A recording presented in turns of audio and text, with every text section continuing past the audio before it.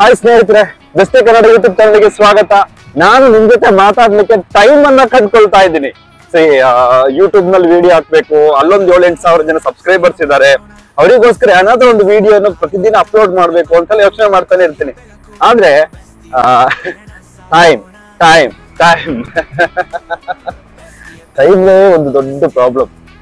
ನಾನು ಇವಾಗ ಏನ್ ಥಿಂಕ್ ಮಾಡ್ತಿದ್ದೀನಿ ಅಂತಂದ್ರೆ, ಸೊ ಬೆಸ್ಟ್ ನಿಮ್ ಜೊತೆ ಮಾತಾಡ್ಲಿಕ್ಕೆ ಒಂದು ಅವಕಾಶ, ನನ್ನ ಮನಸ್ಸಲ್ಲಿರೋ ವಿಚಾರಗಳನ್ನ ನಿಮಗ್ ತಿಳಿಸ್ಲಿಕ್ಕೆ, ನನ್ನ ಮನಸ್ಸಲ್ಲಿರುವಂತಹ ಇದು ಬೆಸ್ಟ್ ಟೈಮ್ ಅಂತ ಅನ್ಕೋತೀನಿ. ವಿಡಿಯೋ ಆನ್ ಮಾಡಿಟ್ಟಿರ್ತೀನಿ, ನಾನು ಮಾತಾಡ್ತೀನಿ. ನನಗೆ ಬೆಸ್ಟ್ ಅನ್ಸಿದಾಗ ನಾನು ನಿಮ್ ಜೊತೆ ಅದನ್ನ ಶೇರ್ ಮಾಡ್ತೀನಿ. ನಿಮ್ಗೆ ಇಷ್ಟ ಆದಾಗ ನೀವು ಅದಕ್ಕೆ ಲೈಕ್ ಮಾಡಿ ಸಪೋರ್ಟ್ ಮಾಡ್ತೀರಾ, ಕಾಮೆಂಟ್ ಮಾಡಿ ಸಪೋರ್ಟ್ ಮಾಡ್ತೀರಾ, ಅಥವಾ ನಿಮಗೆ ಬೇಕಾಗಿರುವ ಯಾವ್ದಾದ್ರು ಒಂದು ಟಾಪಿಕ್ ಅನ್ನ ನನಗ್ ನೀವು ಕೊಡ್ತೀರಾ. ನಾನು ಅದ್ರ ಬಗ್ಗೆ ಮತ್ತೊಂದ್ ದಿನ ಮಾತಾಡ್ತೀನಿ. ಸ್ನೇಹಿತರೆ, ನಾನು ಇವತ್ತು ನಿಮ್ ಜೊತೆ ಮೌನದ ಶಕ್ತಿಯ ಬಗ್ಗೆ ಹೇಳ್ತೀನಿ. ಮೌನ ನಮ್ಮ ಬದುಕಿನಲ್ಲಿ ಎಲ್ಲಾ ಸಮಯದಲ್ಲಿ ಉತ್ತರ ಕೊಡೋದು, ಪ್ರತಿಕ್ರಿಯೆ ನೀಡೋದ್ರ ಅಗತ್ಯವಿಲ್ಲ. ಕೆಲವೊಮ್ಮೆ ಮೌನನೇ ದೊಡ್ಡ ಶಕ್ತಿ. ಜನರು ನಮ್ಮ ಬಗ್ಗೆ ಮಾತನಾಡಬಹುದು, ಟೀಕೆ ಮಾಡಬಹುದು, ತೀರ್ಪು ಕೊಡ್ಬಹುದು. ಆದ್ರೆ ಅವರ ಪ್ರತಿಯೊಂದು ಮಾತಿಗೂ ನಾವು ಉತ್ತರಿಸಿದ್ರೆ ನಮ್ಮ ಮನಸ್ಸಿನ ಶಾಂತಿ ಕಳೆದೋಗುತ್ತೆ ಅಲ್ವಾ? ಮೌನ ಅಂದ್ರೆ ದುರ್ಬಲತೆ ಅಲ್ಲ.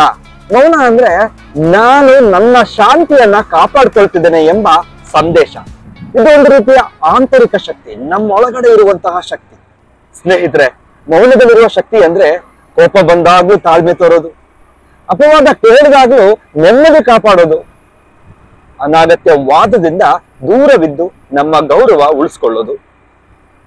ಒಮ್ಮೆ ಯೋಚಿಸಿ ನೋಡಿ, ಮೌನದಲ್ಲೇ ಕೆಲವು ಉತ್ತರಗಳು ಜೋರಾಗಿ ಕೇಳಿಸ್ತವೆ. ಹೀಗಾಗಿ ಮುಂದೆ ಯಾರಾದ್ರೂ ನಿಮ್ಮನ್ನ ಕೆಡವೋದಕ್ಕೆ ಪ್ರಯತ್ನ ಮಾಡಿದ್ರೆ ನೆನ್ಪಿಡಿ, ಮೌನನೇ ನಿಮ್ಮ ಅತಿ ದೊಡ್ಡ ಉತ್ತರ.